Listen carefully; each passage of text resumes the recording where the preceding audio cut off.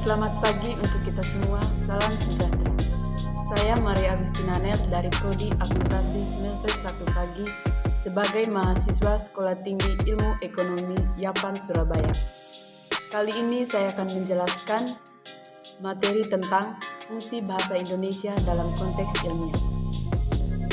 Dalam tulisan ilmiah, bahasa sering diartikan sebagai tulisan yang mengungkapkan buah pikiran sebagai hasil dari pengamatan, tinjauan, penelitian yang seksama dalam bidang ilmu pengetahuan tertentu menurut metode tertentu dengan sistematika penulisan tertentu serta isi, fakta, dan kebenarannya dapat dibuktikan dan dapat dipertanggungjawabkan.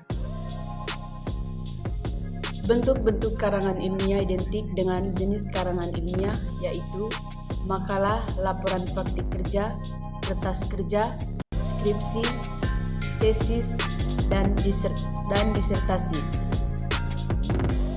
Dalam penulisan ilmiah, bahasa merupakan hal yang sangat penting karena itu kita harus sebaik mungkin menggunakannya. Kehati-hatian penggunaan bahasa dalam konteks ilmiah antara lain terkait dengan yang pertama, penggunaan ejaan. Ejaan ialah penggambaran bunyi bahasa dalam kaidah tulis-menulis yang distandarisasikan yaitu EYD yang meliputi pemakaian huruf, penulisan kata, penulisan unsur sarapan, dan pemakaian tanda baca. Yang ke-B, penulisan kata. Penulisan kata imbuhan, singkatan, dan akronim.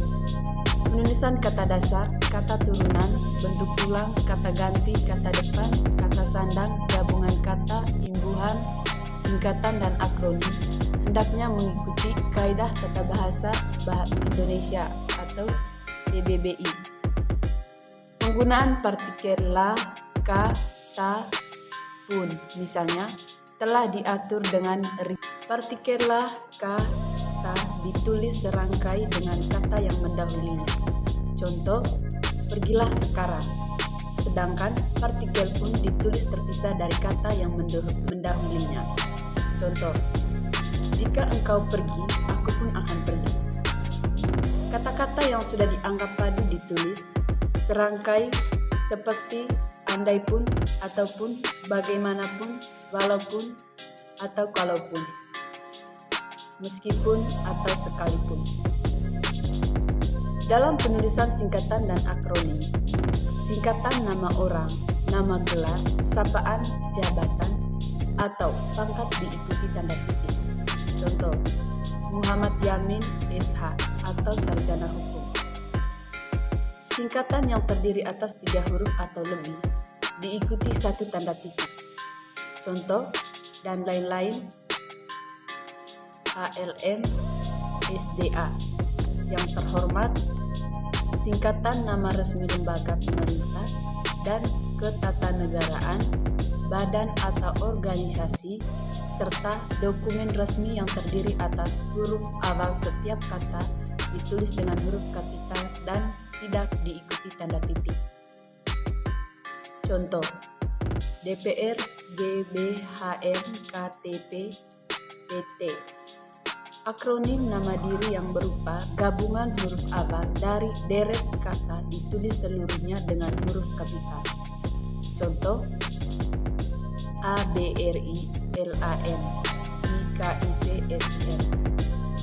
Akronim nama diri yang berupa gabungan suku kata atau gabungan huruf dan suku kata dari deret kata ditulis dengan huruf awal huruf kapital. Contoh, Akabri, Bapenas, Iwapi, Kowani. Penulisan bilangan bilangan tingkat dapat dilakukan dengan cara berikut. Contoh, abad ke-20 dikenal sebagai abad teknologi. Lambang bilangan yang dapat dinyatakan dengan 1 atau 2 kata ditulis dengan huruf, kecuali jika beberapa lambang dipakai berturut-turut. Contoh, ada sekitar 50 calon mahasiswa yang tidak diterima di perguruan tinggi itu.